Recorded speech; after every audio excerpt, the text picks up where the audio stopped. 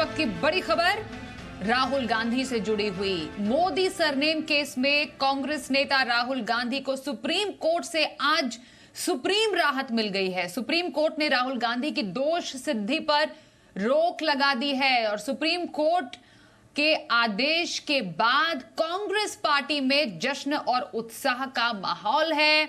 और आपको बताएं कि पूरे कांग्रेसी खेमे में इस वक्त सिर्फ और सिर्फ जश्न मनाया जा रहा है। आपको बताएं कि इसके बाद अब राहुल की सांसदी बहाली का रास्ता साफ हो गया है, क्योंकि मानहानि केस में राहुल गांधी को सुप्रीम कोर्ट से राहत मिली है। मतलब यह है कि जो 2 साल के उनको चुनाव न लड़ने की इसमें जो बात कही गई थी, वो अब चुनाव लड़ सकते हैं। तो राहुल की सांसदी बहाली तक का तो रास्ता साफ हुआ ही है, साथ ही में चुनाव लड़ने का भी रास्ता साफ होता हुआ नजर आ रहा है। और ये इस मद्देनजर भी काफी ज्यादा महत्वपूर्ण है कि अगले साल लोकसभा चुनाव है, तो ये बहुत बड़ा एक कह सकते हैं महत्वपूर्ण क्षण है कांग्रेस पार्टी के लिए। और जो नो कॉन्फिडेंस मोशन जिस पर चर्चा भी होने वाली है इस हफ्ते आने वाले दिनों में, उसमें भी राहुल गांधी के अब संसद में मौजूद रहने का रास्ता यहां पर साफ होता हुआ नजर आया है। तो एक बहुत बड़ा दिन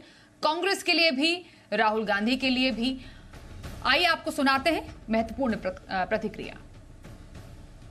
जो 499 है उसमें जो सजा का प्रोविजन है वो 2 साल फाइन या बोथ है, और इसमें जो 2 साल की सजा दी है, 2 साल की सजा में ट्रायल कोर्ट ने उसको जस्टिफाई नहीं किया है बेसिकली कि 2 साल की सजा आखिर क्यों दी गई है।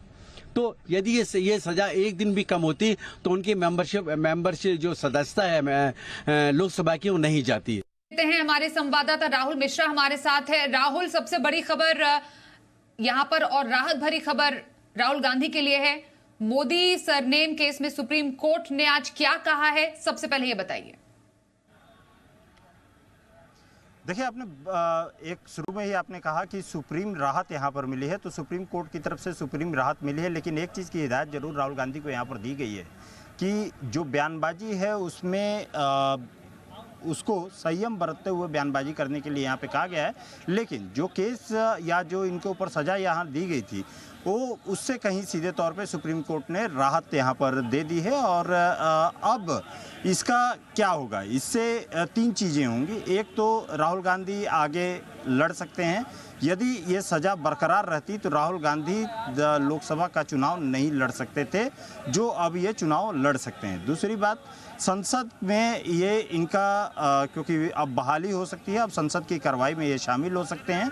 तीसरी बात, जैसे ही इनकी संसद सदस्यता गई थी तो इनका बंगला भी चला गया था। याद होगा आपको कि इनको लोधी रोड से हटा करके और उसके बाद ये जनपद पे जो 10 जनपद थे वहाँ पर आकर के रहने लगे थे। तो अब देखना ही होगा कि अब इनको आगे आने वाले समय में यदि इनकी जब संसदीय जब बहाली होती है तो इनको बंगला भी यहाँ पर अलॉट होगा।